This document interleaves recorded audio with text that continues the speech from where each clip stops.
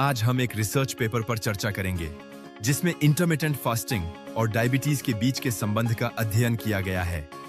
इस अध्ययन में 12 रैंडमाइज्ड कंट्रोल्ड स्टडीज और 1441 टाइप 2 डायबिटीज वाले मरीज शामिल थे।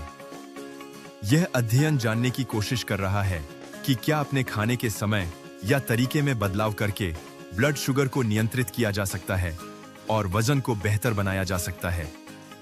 आज के समय में इंटरमिटेंट फास्टिंग को कई लोग अपनी स्वास्थ्य सुधारने की प्रक्रिया में शामिल कर रहे हैं, लेकिन क्या यह सच में प्रभावी है? शोधकर्ताओं ने यह जानने के लिए अध्ययन किया कि क्या इंटरमिटेंट फास्टिंग HbA1c और वजन को कम कर सकता है। HbA1c, जिसे ग्लाइकेटेड हीमोग्लोबिन भी कहते हैं, पिछले 2 से 3 महीनों में आपके औसत ब्लड शुगर का स्कोर होता है। इसका स्तर कम होना बेहतर डायबिटीज नियंत्रण का संकेत है और इसके लिए इसे हेल्दी रेंज में रखना आवश्यक है। सामान्य व्यक्ति के लिए HbA1c का स्तर 5.7% से कम होना चाहिए। इंटरमिटेंट फास्टिंग का मतलब है कि आप विशेष घंटों के दौरान खाना खाते हैं और बाकी समय उपवासी रहते हैं। इस प्रकार के उपवास के सामान्य तरीकों में 16 घंटे उपवास रखना और 8 घंटे में खाना खाना, एक दिन छोड़कर उपवास करना या रात का खाना जल्दी खाना शामिल है।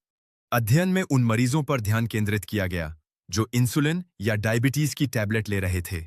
शोधकर्ता जानना चाहते थे कि क्या फास्टिंग HbA1c और वजन को कम करने में मदद कर सकती है।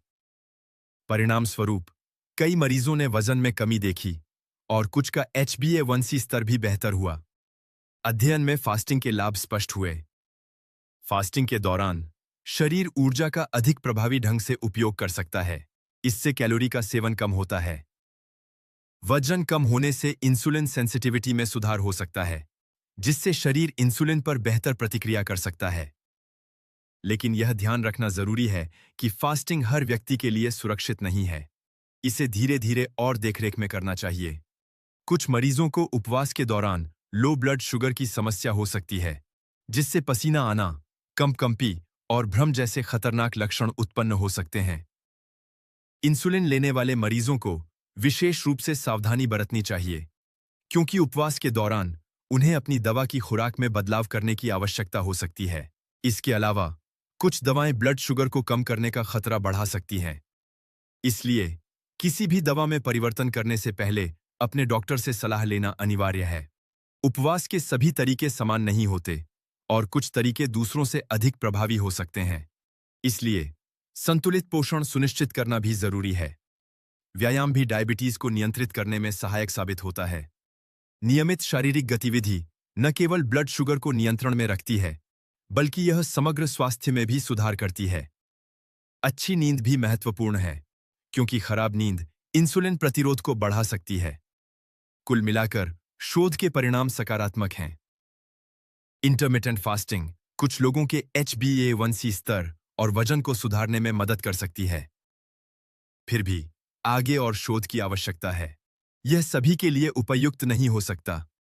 उम्र, दवाएं और स्वास्थ्य स्थितियां महत्वपूर्ण हैं। उपवास शुरू करने से पहले अपने डॉक्टर से परामर्श अवश्य करें। छोटे स्वस्थ परिवर्तन भी बहुत फर्क डाल सकते हैं। आपकी डायबिटीज की यात्रा में सही रणनीति और समर्थन के साथ बेहतर स्वास्थ्य की प्राप्ति संभव है। मुख्य बात यह है कि इंटरमिटेंट फास्टिंग टाइप 2 डायबिटीज में एक संभावित समाधान बन सकती है, लेकिन सावधानी आवश्यक है। अध्ययन का निष्कर्ष यह है कि इंटरमिटेंट फास्टिंग ग्लाइसेमिक नियंत्रण को बेहतर बनाती है, जिससे डायबिटीज की टैबलेट लेने वालों में HbA1c में 0.54% और इंसुलिन का उपयोग करने वालों में 2.8% की कमी देखी गई।